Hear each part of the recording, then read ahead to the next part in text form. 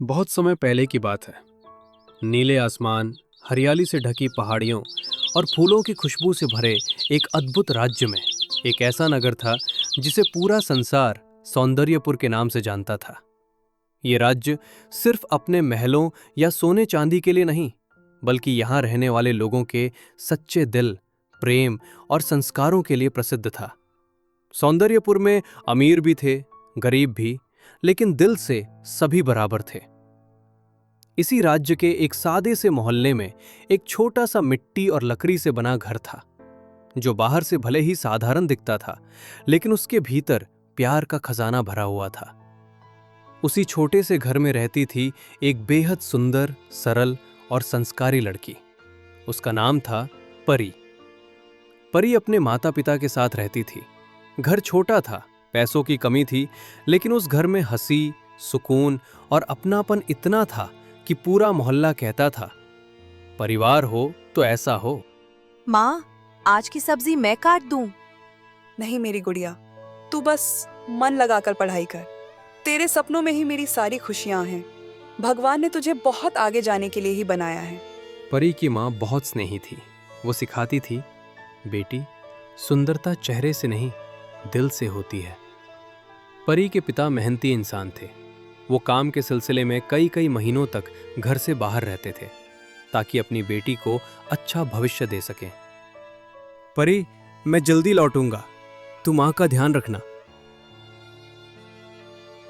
सब कुछ ठीक चल रहा था, लेकिन जीवन कभी कभी सबसे खुश पल में सबसे बड़ा इम्तिहान ले लेता है।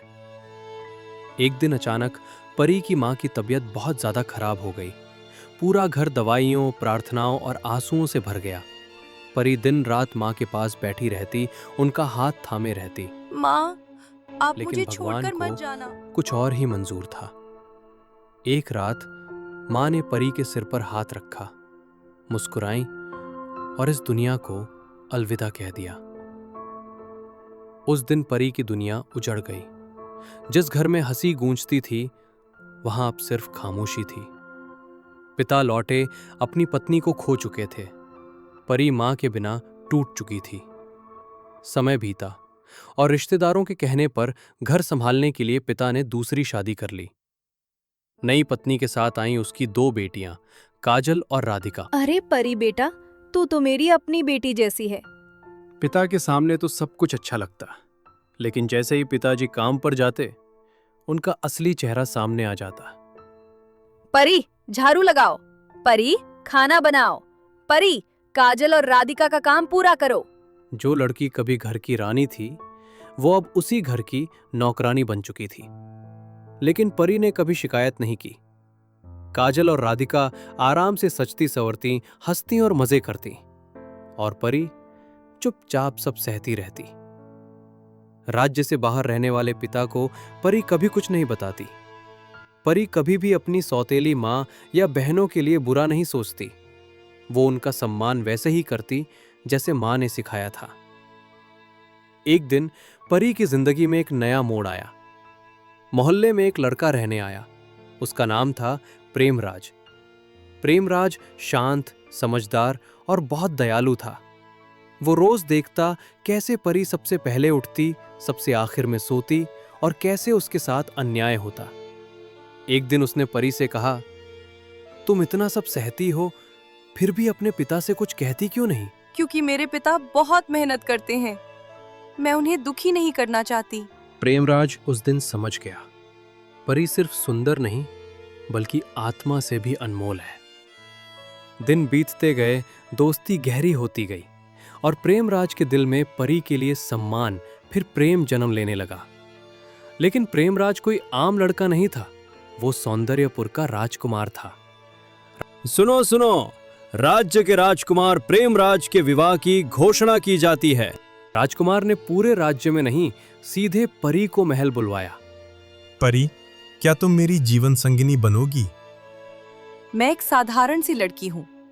मैं इतने बड़े राज्य की रानी कैसे बन सकती हूँ? मुझे तुम्हारी सच्चाई से प्रेम है। मैं तुमसे विवाह करना चाहता हूँ। परी, क्या तुम मेरी जीवन संगिनी बनोगी? हाँ। विवाह का दिन आया। आसमान से जैसे परियां उतर आई हों। परी दुल्हन बनी लाल सुनहरी पोशाक में, दुनिया की सबसे सुंदर दुल्हन। जब सौतेली माँ और बहनों को सच पता चला, वे महल पहुंची। जिन्होंने मेरी रानी को दुख दिया, उन्हें इस राज्य में रहने का अधिकार नहीं। नहीं, माँ ने सिखाया था, माफी सबसे बड़ा गहना होती है। परी ने सबको माफ कर दिया, राजकुमार ने भी। सौतेली माँ और बहनों को अपनी गलती का एहसास हुआ। उन्होंने माफी मांगी और सब साथ साथ प्रेम और सम्मान से रहने लगे। इस तरह सौंदर्यपुर ने सीखा, सच्ची सुंदरता माफी, प्रेम और धैर्य में होती है। कहानी की सीख: जो दिल से सुंदर होता है, उसे भगवान खुद ताज पहनाता है।